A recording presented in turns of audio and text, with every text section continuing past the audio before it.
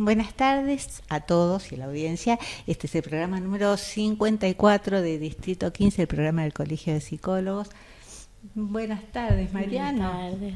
Y buenas tardes, chicas. Buenas tardes. A ver, Mariano, ¿nos querés contar quién nos está acompañando hoy? Sí, hoy explota todo. Sí, somos No, muchísimos. esperemos que no. Y mañana...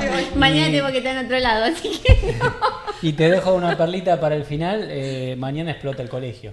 Hoy explota la radio, mañana explota el colegio. Y Ya me está, parece ahí que ya nos sí, por jubilamos. partida doble, me Sí, parece. sí, sí. Bueno, hoy nos acompañan de la comisión de Forense, la licenciada Viviana Lucchini. Sí, correcto. Y Paola Bañasco. Sí, Ambas entonces de la comisión de Forense. Vamos a hablar sobre esta área que, no sé vos, Susana, pero yo toco, ni de oído toco. Bueno, alguna cosa he hecho en forense, pero bueno, las chicas se están especializando, así que seguramente saben mucho más que yo y bueno, van a podernos contar muchas cosas. ¿Qué es esto de la psicología forense? Bueno, la psicología forense es el área de la psicología que se dedica y colabora con la administración de justicia, o sea, en los procesos donde se administra justicia, el forense interviene como colaborando y ayudando para una adecuada justicia. Es específico el quehacer, dado que debe conocer bastante temas legales y además de la parte de psicología, ¿no es cierto?, como especialidad. O sea, sería una especie de asesor del juez. Sí, en términos normales vendría a ser como los ojos del juez. Ayuda, colabora para hacer una adecuada administración de justicia, ¿no? Es el experto, digamos, es el que ayuda, colabora en cada profesión, porque hay peritos de varias profesiones, de diversas profesiones, y por eso uno los llama así vulgarmente, son los ojos del juez en el área específica de cada profesional. Por Vos ejemplo, decís- pericias contables, pericias mecánicas, pericias médicas, y en el caso nuestro, pericias psicológicas. ¿En todos los juicios hace falta la intervención de peritos? No.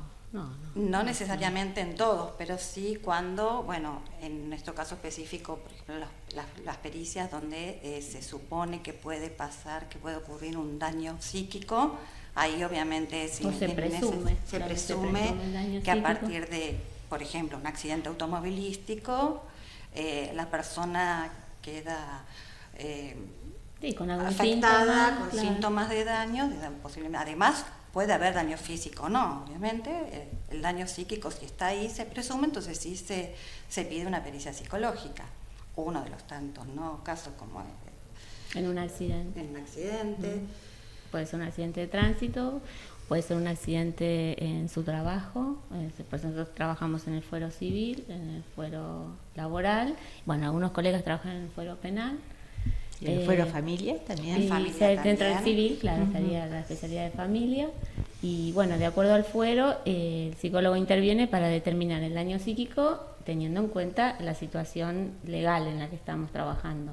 Digamos, si sería en civil, puede ser un accidente de tránsito, a partir de una situación, digamos, traumática para la persona, hay que determinar si ese hecho le generó o le dejó algunas secuelas. Psíquica, y sí, física, muchas veces vemos casos que sí, o sea, pueden ser, generalmente trabajamos con accidentes de tránsito, como son por ahí choques entre autos, motos, gente que va en un colectivo, el colectivo choca y entonces también se lastima. Bueno, se inicia una demanda y la persona que representa a ese damnificado muchas veces incluye se pueda decidir si hay daño psíquico o no. A veces lo hay, a veces no. Por eso nosotros somos de oficio, en el sentido que no tenemos ningún interés en particular en poder beneficiar a una parte o a la otra, sino que tratamos de que digamos, la intervención nuestra sea lo más objetiva posible. ¿Cómo sería esto de oficio y qué otro tipo de pericias podría haber? Bueno, están los psicólogos de oficio, es un listado que en provincia, vamos a hablar en provincia porque hay una diferencia con capital, ¿no? En Capital sí existe el perito de parte, cosa que en provincia la figura del perito de parte no existe, entonces pericias de parte en provincia no tienen cabida en el expediente. Al iniciarse una demanda, los abogados contemplan la posibilidad del daño y hacen una serie de cuestionamientos a ser respondidos que se llaman puntos de pericia. Entonces el psicólogo es el que va a responder eso, se nombra a un psicólogo que está previamente anotado en un listado, una vez por año se hace una inscripción, donde si esos inscriptos deben cumplir con una serie de requisitos desde antigüedad, haber hecho un curso de práctica procesal, haberlo aprobado, antigüedad, el curso y obviamente ser psicólogo, estar matriculado en provincia. Entonces esos integran ese listado que va a sorteo, se sortean las causas en los que cada psicólogo va a intervenir. Hay organizado un sistema de sorteo que es el sistema Ulpiano, donde el organismo de contralor es el que designa en cada expediente qué psicólogo va a actuar en esa causa. Uno obviamente no puede ni elegir las causas y tiene que aceptar lo que le llega por cédula, por notificación, dónde va a intervenir. Entonces tiene que aceptar el cargo y actúa en esa causa. Vos hablabas de un curso de práctica procesal. Esto es un requisito para todo psicólogo. ¿Y cómo es este curso? Es un curso cuatrimestral que lo da particularmente acá en el Colegio de Psicólogos Distrito 15, el doctor Lamy, donde se dicta todos los años. Se dicta todos los años dentro del primer cuatrimestre. Se enseña, se trata de ir preparando al futuro perito en lo que es el quehacer dentro de la justicia, ¿no? Dentro de tribunales, todo lo que tenga que ver con lo que es un expediente, con lo que son los tiempos procesales, con el código procesal, la forma de cómo un juicio se va llevando a cabo hasta su finalización, que es una sentencia, puede ser un acuerdo también. Pero principalmente en el curso se aprende todo eso y si es necesario, es una condición que pone la Corte Suprema para poder ejercer como peritos. En ese curso no se pueden inscribir. Claro, ahí estaría la interrelación de las disciplinas, es decir, la psicología con la abogacía. Por eso nosotros decimos que somos psicólogos, pero además tenemos que tener esta preparación en la parte jurídica, si no es muy difícil poderlo ejercer si no tenemos esta especialidad. Por suerte en provincia es obligatorio el curso, en capital no hay cursos, por lo menos por ahora que yo sepa, y eso nos dejó, cuando yo inicié en capital me dejaba bastante a ciegas, porque como que tenía que aprender con colegas que ya venían trabajando, diciéndoles, explíquenme ustedes cómo se hace. Eso es ensayo y error, pero acá en provincia al ser obligatorio, de alguna manera los psicólogos ya se van empapando de lo que es el área legal, ¿no? Que es todo un lenguaje distinto, es un procedimiento distinto, y por eso muchas veces los psicólogos no se dedican a esto, porque tienen que aceptar esta parte que mucho por ahí no nos gusta, es bastante administrativa, burocrática, sí, tiene sus tiempos, los tiempos judiciales que no son los tiempos psíquicos. Y eso muy lejos de la clínica. Y además, la evaluación. Mariano, quiere decir que todos los psicólogos que quieran intervenir tendrían que hacer este curso, ¿no? Entonces esto, con algún requisito, no. ¿Tienen que tener 2 años de antigüedad o pueden hacer el curso? Ejercicio de la profesión. Sí. Claro, no, acá en provincia no hay antigüedad de ejercicio de la profesión. Sí es este curso, ¿no? Creo que sí. ¿Antigüedad? Hay que recordárselos a los colegas. Porque en capital eran 5 años en su momento. Sí, en capital, pero en provincia yo no sé. Por ahí habría que averiguarlo mejor, pero sí, este curso que es obligatorio y después por supuesto la práctica, porque el curso no deja de ser también un poco teórico, es decir, uno también va aprendiendo con el devenir de todos los expedientes que uno va aceptando el cargo, ¿no? Mucho trabajo con los abogados también, porque de alguna manera también somos parte. Ellos dicen que no somos parte y no somos parte del juicio porque nos necesitan, pero por otro lado estamos como decíamos antes, como asesorando, ¿no? Pero sí hay que estar en contacto con los abogados, con el actor y con el demandado muchas veces. Por cómo hablas, digamos, al momento de describir esto de la formación, la capacitación, asumo que no son abogadas frustradas, ¿no? No, muy lejos de la... Claro, No, claro. no, Y se me ocurría preguntarles un poco qué fue lo que las ¿Cómo motivó fueron? a meterse en esta área, que asumo que tiene mucho como de administración de técnicas, ¿no? De Se formación en relaciona esa mucho área, los ¿no? paradigmas, claro.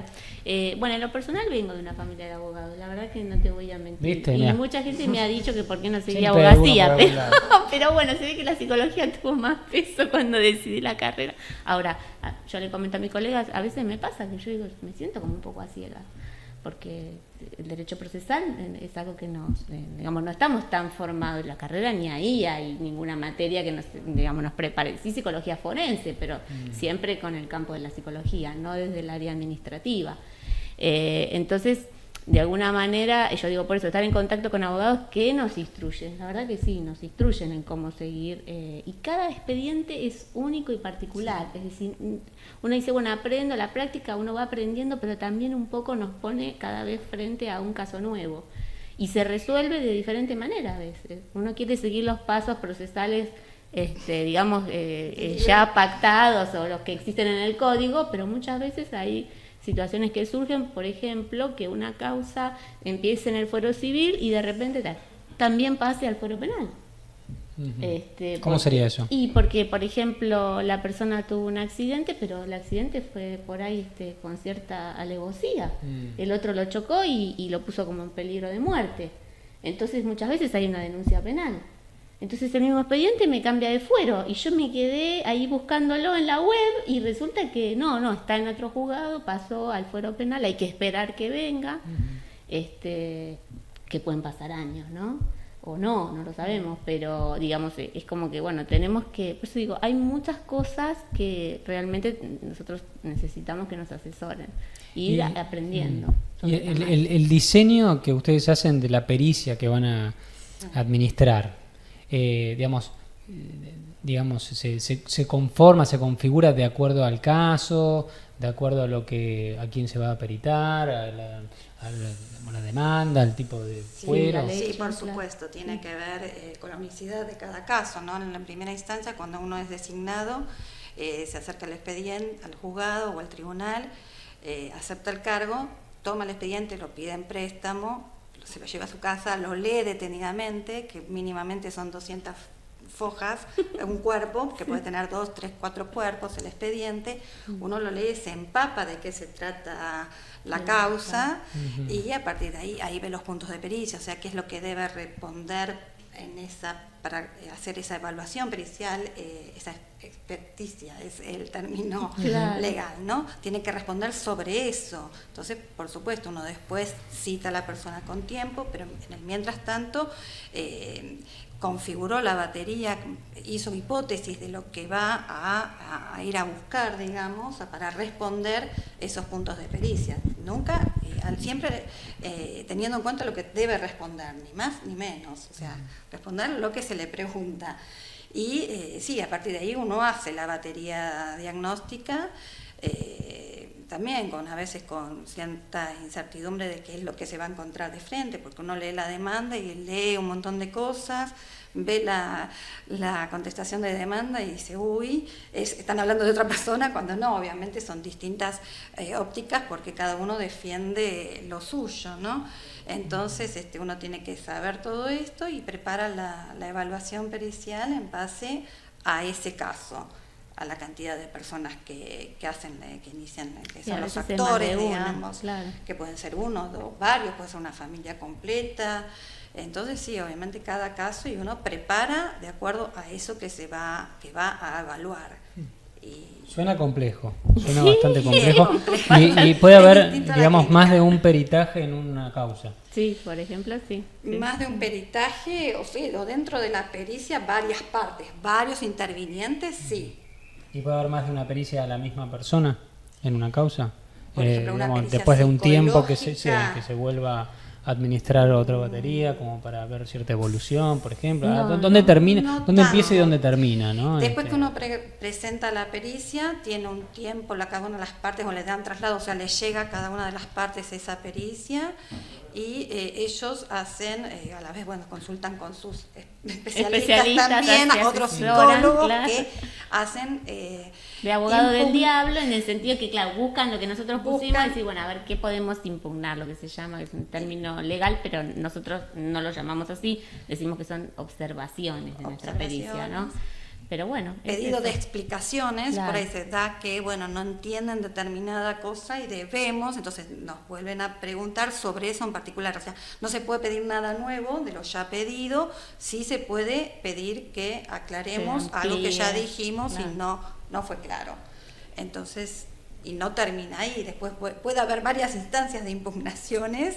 A veces, bueno, los abogados preguntan, o impugnan, y uno sigue contestando, siempre sosteniendo lo que dijo en el primer momento. Claro, sí. Y bueno, si hubiera que aclarar algo, se aclara, y ahí supuestamente así termina nuestra intervención hasta que, bueno, va a sentencia y finalmente se regulan los honorarios, que eso es lo más lindo, y el cobro, ¿no? Claro, pero digamos que... Pero para el cobro de los honorarios también necesitan un abogado. ¿Y asesoramiento legal? Por ejemplo, nosotros otra pericia. Sí. Ahí necesitamos asesoramiento legal y terapéutico para bancarnos el tiempo de espera del cobro y a su vez para que un profesional, digamos un abogado, nos tramite el expediente, porque es verdad que muchas veces a veces les cuesta cobrarlos, en el sentido que una compañía, por ejemplo, puede quebrar, entonces hay que ir a juicio de ejecución, lo que se llama, ¿no? Entonces ahí necesitamos sí o sí un letrado que nos represente. O sea que la sentencia sería la regulación de honorarios, y lo que sería después sería la sentencia de ejecución. Claro, el seguimiento del expediente, ¿dónde termina? Digamos, un expediente puede durar años y bueno, y hay que ver en qué instancia termina, ¿no? En este momento, perdón, creo que hubieron algunos cambios en, digamos, algo que se digitaliza. Cuéntenos sobre esto. Hay un aparatito. El famoso token, bueno. Sí, desde el año pasado más acabadamente se puso en funcionamiento el sistema de presentaciones electrónicas. Ajá. Con lo cual cada experto, cada auxiliar de justicia debió tramitar su certificado digital. Esto quiere decir que es como un documento personal que da la Corte para poder firmar todos los escritos y la pericia, todo lo que presentamos en el expediente en forma electrónica. O sea, desde nuestra computadora ya no hace falta ir a tribunales, presentar el papel y esperar el sellito como que ya está presentado y está incluido en el expediente, sino que sí hubo toda una serie de cambios bastante importantes dentro de la provincia, tecnológico. Esto se vino preparando hace muchos años, pero bueno, finalmente desde el año pasado fue la obligatoriedad para todas las partes, o sea, los abogados también, los peritos, todos los auxiliares de justicia, todos deben tener ese certificado digital, o sea, ese token, está en un dispositivo electrónico que es como una memoria, un USB que se conecta en la computadora, y con eso sale la firma, o sea, que el que uno dice, presenta ese escrito, es uno y no otra persona. O sea, es individual. La Suprema Corte de Justicia habilita el uso de ese dispositivo de acuerdo al profesional que lo esté tramitando y en base a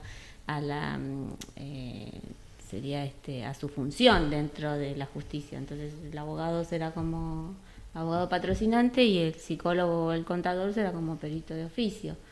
¿Sí? Si bien esto todavía es un poco reciente, me parece, como para comenzar a sacar conclusiones, pero ¿ustedes qué creen como profesionales en esta área? ¿Va a acelerar un poco los tiempos procesales o...? Sí, yo creo que fue creado para eso. Sí, estoy segura que fue creado para eso. Claro. Pero... Menos gente en los tribunales. Sí, eso no sé, todavía no sucedió. Yo estoy esperando a ver si por ahí uno dice, bueno, se agilizan las cosas en todo sentido, porque a veces hay mucho personal, que uno dice tanto personal, pero no se ve por ahí tanta eficacia como debería. Pero sí también me parece que tiene que ver con que por ahí reducir papeles, porque esto es muy evidente cuando uno va a los juzgados, que hay miles y miles y miles de expedientes, ¿no? Entonces, bueno, yo digo, por ahí la digitalización apunta a que el papel, digamos, vaya con el tiempo desapareciendo, o no lo sé, pero sí notamos que también hubo de parte nuestra, o sea, los que trabajamos en este área, tuvimos que, además de aprender de abogacía, aprender de informática. La verdad que no es fácil. Me las imagino diciendo muchas veces en qué me metí, ¿no? ¿Por qué me habré, quién me mandó? Hijos, ayúdenme con esto. Sí, porque es otra área que tampoco nos prepararon en la facultad. También somos expertas en informática. Claro, bueno, igual me parece que esa problemática la están teniendo todas las profesionales. Tiene una deuda conmigo. ¿Qué me dice? Igual ese área del token y demás, creo que están en problemas todos los profesionales auxiliares y los abogados mismos. Sí, los abogados mismos también. Claro. Muchos se resisten. Es más, yo he visto proveídos de que los mismos jueces obligan a las partes a tener su domicilio electrónico. Porque bueno, estamos hablando de un poder judicial de cientos de años y de gente que viene trabajando desde hace mucho tiempo con el papel. Entonces es un cambio fuerte para las personas que tienen siempre el apoyo, digamos, del papel. Así que bueno, me parece que eso, es más, a mí me costaba, de hecho yo sigo imprimiendo, o sea, cuando yo subo una presentación, la imprimo y anoto, subido a la web, tal día, y te para lo tener haces mi vos registro, Yo mismo claro, lo he porque, hecho, para aparte, la parte a ver, obsesiva puede nuestra es pasar como que se que- pierdan los papeles en los juzgados, puede pasar, a mí me pasó con un expediente, lo tuvimos que reconstruir. Entonces me han pedido las copias, menos mal que yo tenía copias, mi abogado tenía copias, puede pasar. Entonces, bueno, el papel sigue estando, pero bueno, por supuesto es más ágil lo Se digital. agilizan muchísimo los tiempos. De nuestra práctica ya desde hace un año, todo el año pasado y este año que hace un estamos año, trabajando, y sí, se agiliza muchísimo, todo muchísimo más veloz, todo más Bueno, entonces, expeditivo también. más allá de las dificultades, bienvenido al cambio. Sí, desde ya. el Sí, sí. Ustedes estaban hablando sobre, que ustedes podían elegir algunas técnicas para hacer el psicodiagnóstico. Igual creo que algunas veces en el expediente mismo plantean cuáles son las técnicas que necesitan. Sí, eso no sé, lo hacen, pero No podemos. no corresponde, digamos. Ajá. Yo no podría decirle al contador cómo hacer su trabajo, ni podría decirle al Ajá. perito mecánico cómo hacer su trabajo. No sé por qué los abogados nos dicen Lo qué dicen, técnicas pero tenemos que tomar, no lo obviamente sé. No lo cumplimos. Pero nada. bueno. Bueno, interesante esto de que, Claro. bueno, que en realidad... Ellos lo piden, pero de ahí a que el que tenemos, digamos, la decisión de qué tomar, el experto somos nosotros, digamos, no el abogado. Bueno, Entonces bien yo- que esto se aclare por si nos escuchan algunos abogados. Te escuchen. Ahora, los peritados Sí. concurren al consultorio Sí. sabiendo exactamente qué es lo que tienen que hacer, qué es lo que, para qué se los cita, o por ahí están como informados Sí, o... a veces sí, a veces todo. no. Sí. Ajá. Sí. Depende un poco también del trabajo ahí, sí, del estudio del abogado, porque hay quienes Tienen, le sí, dan como cierta, claro. le explican lo que va a pasar, lo que es la pericia y, digamos... ¿En qué consiste o para qué la pidieron? ¿Para qué? Y entonces Claro. el otro sabe, sí. Y hay otros que directamente vienen sin saber y te dicen, yo no sé por qué estoy acá. Bueno, y uno lo va llevando. Sí, hay que hacer un poco de docencia y empezar a explicar, bueno, usted está acá porque su abogado pidió una pericia psicológica para determinar si usted a partir del accidente sufrió algún daño físico o psicológico o ambas cosas. Y de qué se trata, explicarle en qué consiste, que es el relevamiento de datos, una historia de vida, una entrevista semidirigida con preguntas abiertas, pero Otras más también a estructuradas. veces estructuradas. Y después la batería de test, que a veces algunas personas saben lo que es un test psicológico porque han pasado por otras experiencias laborales cuando toman en selección de personal, y a veces no, y se les explica, a veces un test será un cuestionario, otras veces será un dibujo o una presentación de láminas, y y se le pide que trate de, ser lo más natural posible, espontáneo. A veces no hay límite de tiempos en los test ni en las entrevistas. Y hay gente que colabora mucho, que le interesa, que queda intrigada, que a veces quiere saber cómo le salió el resultado o no, pero a veces hay gente que viene por obligación y ahí cuesta un poco más remontar nuestra tarea. ¿no? Parece que está como cumpliendo con un paso procesal, que de hecho lo está cumpliendo, pero bueno, siempre de algo uno puede sacar provecho, ¿no? Porque a veces, muchas veces las personas, el otro día hablábamos con ella, que a veces la misma persona es el primer momento donde habla de su accidente, muchas veces, y esto es llamativo, porque uno dice, ¿cómo pasó por una situación tan difícil y no lo pudo hablar con un psicólogo, por ejemplo? Yo pregunto, ¿no? Siempre si está haciendo tratamiento, claro, en base a lo que le pasó, ¿no? Y a veces no. Sí, a veces dicen no, a veces sí, a veces ya vienen con tratamiento, eso es digamos, un punto a favor para nosotros también, para nuestro trabajo. Ya hay algo trabajado ahí, hablado, procesado y bueno. Así que depende del caso, digamos. ¿Y hacer pericias con niños? Ah, sí, también. ¿Que tienen alguna dificultad en particular? ¿O los niños o...? Tienen que ser traídos por los padres. Como casi... Esa es la dificultad. Solito no pueden venir.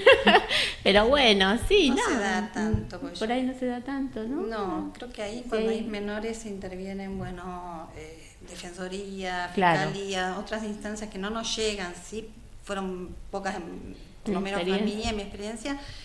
Sí, un accidente de tránsito, pero por lo general los menores se lo dejan de lado, ¿no? Como que no son parte de, no son actores, no son parte de la demanda, salvo que bueno, sea un caso realmente grave. ¿Por una cuestión de preservarlos, eso? No sabemos. No sé.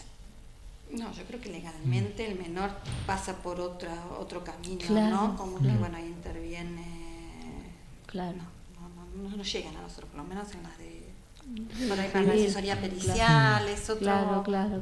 No nos llegan. Claro, se me ocurre qué importante que es la tarea del perito psicólogo forense para brindar como objetividad a determinada situación. Supuesto. Y al mismo tiempo pensaba en si tal vez una de los fueros, de las áreas más complicadas, tal vez para en cuanto a la toma de decisiones, puede llegar a ser la penal, ¿no? Me imagino. Sí, también. Por sí. supuesto. Bueno, ahí se donde- decide la libertad de una persona. Esto es crucial para el perito psicólogo. Y bueno, sí, hay un compromiso mucho más fuerte. Los procesos son mucho más rápidos. No tardan como en civil y en laboral, que estamos hablando de años, digamos, en el proceso penal. Como máximo, en general, los procesos, o sea, que una persona esté procesada alrededor de 2 años, es lo que dice la ley. Más de eso, inclusive está fuera de la ley y el mismo imputado puede Ujú. apelar a esto. Ujú. Y bueno, y el perito psicólogo sí tiene un protagonismo mucho más fuerte, digamos, y se hablan de otro tipo de delitos, ¿no? Por ahí son delitos graves, estamos hablando de delitos graves. Sí. Pero tenemos otros colegas que se dedican más Más a a- esto, nosotros no somos especialistas en el área de penal. Bueno, ¿Y ustedes supervisan los peritajes al mismo Sí, tiempo? hay que supervisar, sí. A veces hasta la comisión a veces Sí, también actúa en de una instancia de supervisora. supervisión en los Sí, casos sí.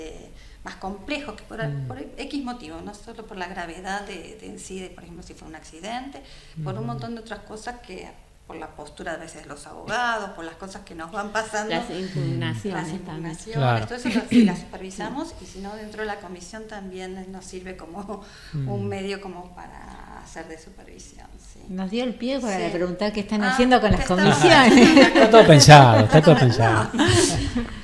Bueno, trabajamos bastante en la comisión Sí. hace muchos años que en el Colegio de Psicólogos existe la comisión de forense, particularmente este año, bueno, que yo tomé la conducción de la comisión, la coordinación, y le hemos dado un empuje, que era algo que teníamos una deuda pendiente de poder organizar la jornada anual, que esta es la 8ª. Hubo unos años que no hemos podido hacer jornadas y finalmente mañana se va a hacer la jornada, así que este año fue trabajar específicamente dentro de para la jornada, ¿no? Y también, bueno, obviamente cada reunión que hacemos, cada reunión mensual es Es la actividad del quehacer diario de lo que nos va pasando con las pericias o con y de el los quehacer, cambios que hay. Por ejemplo, con el token cambios. fue un apoyo muy importante la comisión, porque esto que decíamos antes, es decir, un cambio importante, fuerte, en donde tuvimos que incursionar en el área de la informática, bueno, nos ayudábamos entre nosotros. Sí, igual el colegio creo que también favoreció porque yo vi que habían jornadas. Había sobre, jornadas sobre también, token, claro, el token, vinieron del colegio de abogados, ¿fue? Que vinieron. El año pasado, sí, vino gente de informática. Sí. Y de Suprema Corte a dar, bueno, al menos el colegio apoya. Sí, por supuesto, muchísimo, fuerte, muchísimo. Sí. Nos tramitaron el token a través del colegio. Ellos hizo compra colectiva para los que claro, porque esto también token. tiene un costo. Sí, en ese momento lo tuvimos que pagar también. Y bueno, sí, de colegio, aparte del otro costo de la informática, también económicamente hubo Coste que pagar el económico. token. Y bueno, sí, el colegio ayudó muchísimo. Pero también fue todo medio como ensayo y error, y entre nosotros Sí, en nos este sentido ayudamos también. nos ayudamos bastante. Mañana tienen Sí. las jornadas. ¿Sobre qué temática? A ver si nos quieren contar un poco quiénes nos van a visitar, cuáles son los horarios, quiénes se pueden inscribir. Bueno, el horario mañana comienza a las 9:30, es la acreditación 9:30 y a las 10 da inicio. El título general que le pusimos a la jornada fue La praxis del psicólogo forense en los diferentes ámbitos. Para ello hemos invitado a una fiscal que específicamente en el fuero laboral va a hablar una fiscal, como invitada especial se convocó a una fiscal, a una psicóloga que trabaja en la asesoría pericial de adultos de San Isidro, a otra licenciada que también trabaja en el Ministerio Público Fiscal de San Isidro, y una tercera psicóloga que pertenece al cuerpo técnico auxiliar de la asesoría departamental de niñez y adolescentes. Eso en el primer bloque, que va a ser la parte de el psicólogo trabajando en el fuero penal. O sea, va a ser una mesa interdisciplinaria. Sí. Sí. Bueno, bien, ¿eh? Sí. Estamos en todo Sí, con tratamos la de- interdisciplina. Tratamos que sí, está convocado, bueno, obviamente a psicólogos, a estudiantes de psicología y a todo persona que se interesa en ¿Pueden ir áreas. abogados Sí, o sí, Sí. peritos cómo no. de otras áreas? Por ahí, en específico de la psicología, es como que están más orientados a abogados y a peritos psicólogos o estudiantes de psicología que les guste esta especialidad. Claro. Ujú. Sí. Así que. Bien. De- Y acá estoy chusmeando, Sí. ¿no?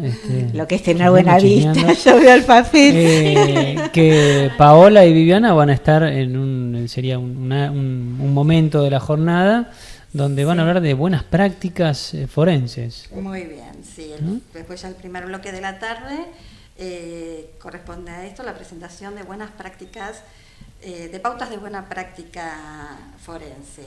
Sí. Acá Paola nos va a poder hacer quizás una voy a estar con una pequeña... colega, claro, se llama Nancy, y mañana vamos a hablar de esto que tiene que ver con justamente tratar de lograr un consenso en el trabajo, digamos, de todos los peritos psicólogos. Por lo menos por ahí del distrito 15 o de las áreas de incumbencia del Poder Judicial de San Isidro, digamos, de esta zona, porque a lo largo de los años notamos que muchas veces esta especialidad también a veces se pone muy solitaria. Entonces los psicólogos trabajan desde su consultorio, desde la intervención, desde anotarse como peritos, pero a veces no tienen un lugar en donde puedan hablar o supervisar directamente su trabajo. La comisión está creada para eso, digamos, para que todos se acerquen y vengan a intercambiar su trabajo. Pero bueno, la realidad es que no todos lo hacen. Hay muchos peritos y nosotros en la comisión no tenemos a los 100 y pico que existen, que se anotan en las listas todos los años, ¿no? Ojalá sucediera eso. Pero bueno, nos ha pasado esto de que por ahí vemos presentaciones de dictámenes en donde hay ciertas diferencias. Y bueno, entonces decíamos, digamos, plantear pautas como para ver si podemos consensuar algunas, digamos, puntos de nuestra nuestra práctica. Sería ¿no? como protocolizar un poco la cuestión, digamos, Por ahí cómo sí, sería la tener presentación de una Tener pericia. un discurso más homogéneo. unificado, más homogéneo. Que Frente a la también hay justicia. diferencias dentro del grupo nuestro, Sí, ¿no? por supuesto que hay diferencias. Pero frente al otro, el gran otro, el Poder Judicial, bueno, presentar, digamos, ciertos criterios que nos representen, pero a su vez que podamos compartir. Porque también esto ayuda también a sentirnos también como más unidos en esta profesión, ¿no? Representados. Claro, y también en la visión del otro, bueno, da más una idea más profesional, ¿no? También, Más claro, como pues si hay un yo me pongo en criterio lugar del único. juez, digo, un perito me dice una cosa, el otro me dice otra, Claro. me presenta un dictamen con este formato, el otro me presenta otro, ¿qué pasa? Pareciera que hay como cierta descoordinación. Entonces tratamos de armar ciertas pautas como para poner en común, y como mañana la idea es que vengan muchos colegas, bueno, abrirlas a ese espacio para que ellos también nos digan qué les pasa, cómo les está yendo y si coinciden o no con esto que proponemos. Está abierto, es decir, estas pautas están pensadas, pero pueden proponer nuevas. ¿Nos pueden contar algunos de los ítems? Algunos. Un adelanto. Algo, a ver. Los mandamientos del perito. Al menos Claro, 10. qué mandamientos, las tablas. Parece un buen Moisés. perito. Bueno, por ejemplo, a ver, con respecto a bueno, un tema que es bastante candente, si ponemos o no el porcentaje de daño psíquico en las pericias psicológicas. Esto es algo que se viene dando, que lo venimos haciendo, pero también hay toda una especie de, digamos, de justificación de por qué no ponerlo, el porcentaje, ¿no? Desde nuestro campo, sí, es decir, ¿por qué? Nosotros decimos, bueno, ¿cómo podemos decir si una persona tiene un 5% de daño psíquico, un 10, un 15, un 20, si el psiquismo no es medible? Si no estamos dentro de esa persona para saber cómo le afectó, digamos, ese accidente y qué secuelas le dejó. Hay una especie de forzamiento en este sentido. El psiquismo no es medible, no es tangible, y de alguna manera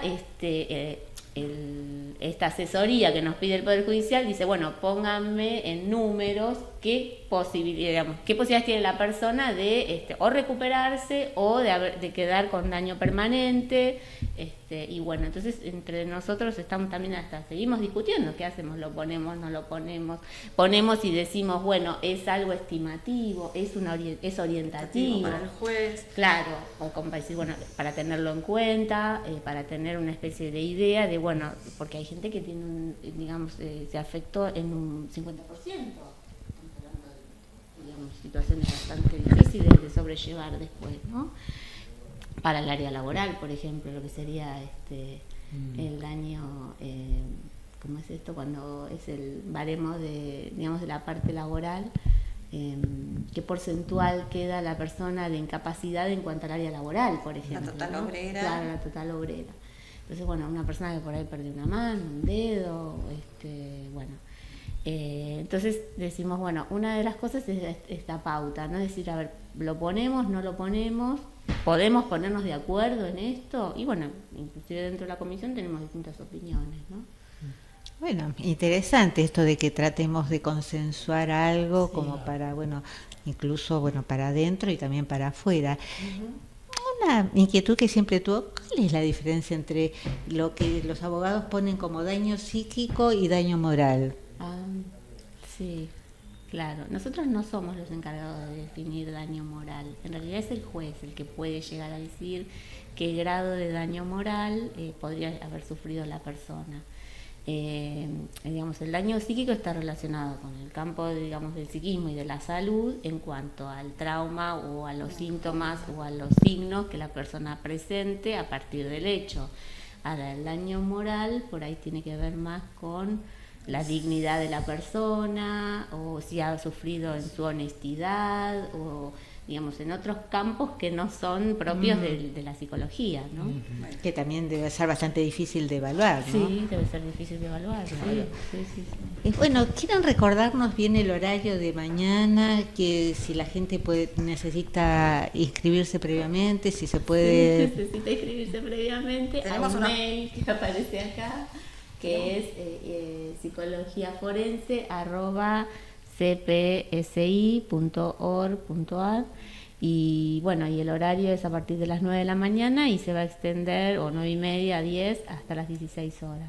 Con un Pregunta, break. ¿hasta cuándo tienen tiempo de inscribirse? Porque Hasta mañana a las 9 de la mañana, 9:30.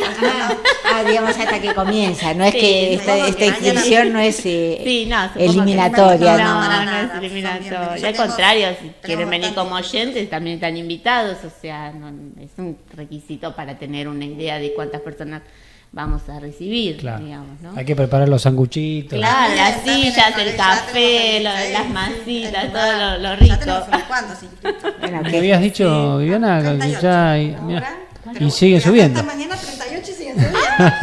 No sabía. ¿Viste? Ah, 38, más nosotros. O sea, Claro, haciendo para la nosotros comisión. 12 de la comisión. Bueno, mañana va a haber mucha Va circulación a en haber el mucho- colegio. Sí, va a explotar. Sí, Como sí, decíamos al Explota, principio, va a explota, explota. Bueno, esperemos que tengan mucha suerte mañana Gracias. y bueno, y las vamos a recibir seguramente, no sé si este año, Mariano, no sé Por si ahí. tenemos más Bueno. tiempo. Y mirá, Parece que más o no, menos. Vamos No. a decir que no. Hay- Pero- Ya está todo ocupado. Claro, Pero, La grilla. agenda. Pero seguramente por ahí vamos a poder mencionar cómo les fue a las chicas y bueno, y cómo fue la comisión. Bueno. Y Estaría el año bueno. que viene las vamos a tener acá, ¿Cómo seguramente no? con muchas Por novedades y por ahí que nos hablen más específicos de cada una de las Ujú. áreas, ¿no? Digo, Nuevas tecnologías. las nuevas tecnologías. Sí, sí, seguro. Bueno, muchas gracias. Muchas ¿Y qué te gracias. parece si No, hicimos no, un cortecito? Un cortecito, dale, Bueno. vamos. Chicas de forense, ¿eh? Sí, sí, sí. La Viste verdad que los psicólogos estamos en todos lados. ¿eh? muy interesante. Pero no me meto ni loco en esa área, ¿eh? Mira que es muy interesante. Mira. Yo lo hice durante muchos años y la verdad que aprendes muchísimo sobre, bueno, sobre algunas reglas de juego de la sociedad también. Entonces tiene, aparte, digamos, del trabajo en sí, bueno, aprendes algunas cuestiones de, bueno, de algunos discursos que son muy diferentes a los nuestros. Mira. Pero sí, es interesante. Bueno, Mariano, ¿cómo nos estamos preparando para mañana? Bueno, estamos muy bien, estamos muy motivados. Yo la verdad que, bueno, es la primera jornada impulsada desde la Comisión de Orientación, organizada en conjunto con las comisiones de psicogerontología, integración escolar y discapacidad. Así que la verdad que, bueno, con muchas expectativas, ya tenemos más de alrededor de 20 y pico de inscriptos. Ah, qué bueno. Mucha gente, vos sabés, yo me esperaba encontrar con más gente del área de la orientación vocacional, pero va a venir mucha gente, he visto algún sociólogo, mucha gente del área de discapacidad, de psicogerontología. Se ve que, bueno, mucha gente de otra área, como más por ahí ajena a la orientación, interesados en atravesar la práctica desde el trabajo, por ejemplo, con adultos mayores, por lo que es el proyecto de vida. Así que bueno, esa es la temática. Vamos a trabajar proyecto de vida y subjetividades. Entonces, bueno, vamos a hablar un poquito sobre la subjetividad, sobre el proyecto de vida, lo vocacional, la felicidad ética. ¿Qué es Que esto de la en felicidad algún ética? momento hablamos en algún programa. Yo me propuse tomar un autor rosarino, un psicoanalista que se llama Guillermo Rivelis, que escribió un libro que se llama Vocación, Carrera o Camino, Elección Vocacional, Carrera o Camino, y la verdad que fue muy sincrónico, porque un poco a raíz de leer este libro con conceptos que la verdad me hicieron mucho pensar, conceptos nuevos que no venía como pensando en la práctica de la orientación, me dieron a pensar que sería bueno relacionar y articular a este autor con sus conceptos con otras comisiones como psicogerontología, discapacidad e integración. Guillermo Riveles habla de la felicidad ética, por ejemplo, como no solo buscar la propia felicidad en aquello que hacemos, sino también buscar la felicidad del otro. Y en el libro está muy atravesado por lo que es el humanizar, ¿no? Le presta mucha atención a lo que es la actitud vocacional, la acción vocacional. previo, la vocación como necesita previamente de una actitud vocacional. ¿Qué tiene que ver con eso, con la propia subjetividad? La vocación relacionada con lo que es el despliegue de la subjetividad. Bueno, varios conceptos que son muy interesantes, que atraviesan, que son hasta más filosóficos también, si se quiere, ¿no? Y entonces vamos a pensar el proyecto de vida y qué pasa con el proyecto de vida para, por ejemplo, personas con discapacidad, para adultos mayores, para personas que están atravesadas por la integración escolar.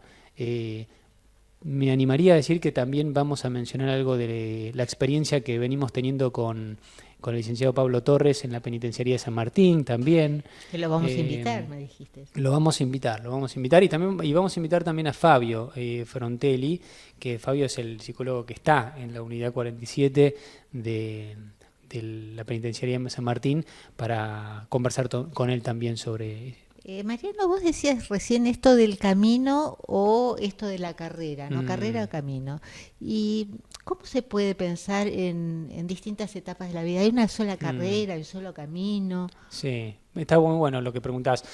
Bueno, por ejemplo, Rivelis hace una diferencia y él un poco dice que la vocación tiene más que ver con un camino que con una carrera, ¿no? La carrera la asocia a la urgencia, ¿no? Al correr.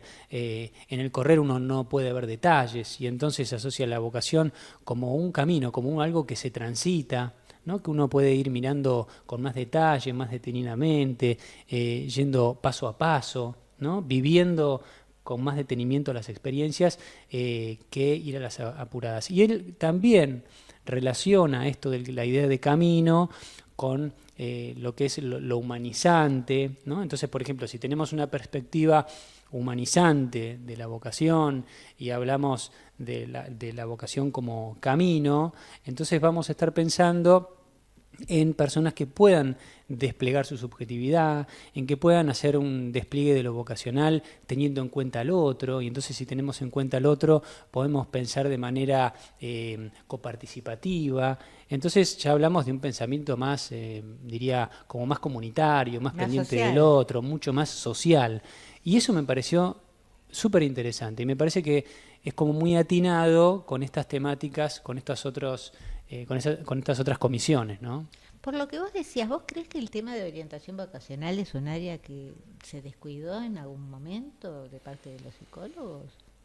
Esto que decís, bueno, por ahí no son tantos que se están sumando, muchas veces, bueno, vi que gente que lo hacía por un tiempito, lo hacía no tan específicamente, ¿no? Está bueno lo que preguntas, Mira, por un lado, yo creo que no debe haber tanta gente porque están habiendo muchas iniciativas de propuestas de orientación vocacional. Este año hubo muchas propuestas de formación, seminarios, talleres, encuentros, jornadas. El año que viene está el congreso en Salta que organiza la APORA, que es la Asociación de Profesionales de Orientación de la Argentina, hace congresos cada 2 años. El año que viene nos vamos para Salta. Ese viernes no voy a estar. Ah, bueno.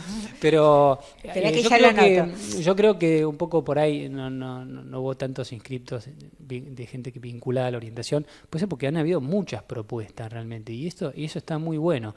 Y por otro lado, respondiendo a lo otro que preguntabas, bueno, suele ser un área que a veces, cuando los psicólogos nos recibimos, buscamos áreas donde nos sentimos un poquito más seguros, entonces pensamos, por ejemplo, nos apoyamos en la técnica, buscamos áreas menos comprometidas, si se quiere, con el paciente, como puede ser la orientación vocacional, donde, bueno, hay una diferencia entre lo que es un proceso de orientación vocacional y llevar adelante o acompañar un paciente, digamos, en un estado por ahí más grave, ¿no? Entonces, bueno, son prácticas que permiten como comenzar igual en la no orientación. Es solamente con técnicas. No, por supuesto que no. De hecho, bueno... también se escucha. Claro, de hecho, bueno, un poco la mirada que tenemos en general en la comisión es una mirada más clínica de la orientación vocacional. Nosotros no hacemos evaluaciones, no medimos, ¿no? Sino que lo que hacemos es ofrecer más un espacio de trabajo personal, donde escucharse, confrontar, ayudar a pensar, y sobre todo ayudar a reconocer aspectos singulares de uno mismo y particulares, y tratar de ayudar a pensar hacia dónde puede uno desplegarse como persona, ¿no? Entonces ya desde esa óptica, la elección de la carrera ya pasa a un segundo plano. Digo, uno llega a una elección de una carrera, en el caso de que se quiera estudiar, como un punto de maduración, y se piensa la carrera como un medio, no como un fin en sí mismo, ¿no? Que alguien elija una carrera no implica salvarse de por vida en nada, ¿no? Porque está esta creencia, ¿no? Elijo la carrera, ya está, listo, no me pregunten más nada. Como si no hubiese nada más que trabajar, y en realidad la carrera es un medio, es algo a atravesar, es algo que me va a acompañar para seguir desplegando algo de lo personal. Y entonces a veces en el ámbito en la práctica de la orientación nos olvidamos un poco de la persona, de la subjetividad, y nos paramos demasiado en resolver qué carrera, ¿no? Claro, es porque el joven en general va con alguna ansiedad respecto Claro. a esto, y una ansiedad familiar. ¿Trabajan con la familia? Sí. Por lo general se convoca a los padres. Yo, por ejemplo, uso algunas actividades en las que los involucro. Por ejemplo, para trabajar lo que es el árbol familiar vocacional, ¿sí? Para trabajar la detección de fortalezas en nuestro paciente, con la persona con la que trabajamos. Los involucramos también al momento de la investigación. Los involucramos convocándolos como para trabajar en conjunto y acompañar de un mismo modo, en una misma línea, ¿no? Más que obturar, presionar, generar más ansiedad. Entonces tratamos de armar un poco equipo también, ¿no? Entre todos, el que va a elegir, los padres, uno. Claro, un proyecto de vida, ¿no? Exacto. Tal cual lo estás diciendo. Recordanos el horario, Bien. quiénes pueden ir y hasta cuándo se pueden anotar. Bueno, que vengan los que quieran, si se anotaron, que vengan igual, si no se anotaron también que vengan. Mañana vamos a estar en el Colegio de Psicólogos, Rivadavia 154, la jornada va a ser desde las 9:30, haremos alguna especie de acreditación y vamos a seguir hasta las 14 horas. Y tenemos un invitado especial, invitamos un sociólogo, Susana. ¿Ah, sí? Sí. Qué interesante. Quisimos darle un toque, así una pincelada también con otra óptica, ¿no? Entonces, bueno, le invitamos al licenciado, al sociólogo y educador también, Nicolás Cano, que nos va a acompañar y bueno, nos va a traer ahí de su mundo, de la sociología y de los autores, de los sociólogos, algunas ideas como para contribuir y enriquecer esta jornada, ¿no? O sea, esto de la interdisciplina a full, ¿eh? Sí. Bueno, Mariano, te voy a estar acompañando un rato mañana y bueno, y vamos a ver cómo sale. La semana que viene nos vas a contar todo. Sí, cómo no. Gracias por estos minutitos que nos permitimos para que pueda contarlo de mañana, ¿no? Bueno, como vos te lo mereces. Bueno, ¿qué te parece si nos vemos la próxima? Nos vemos la próxima. El 55. 55. Muy bien. Capicúa. Sí, allá vamos.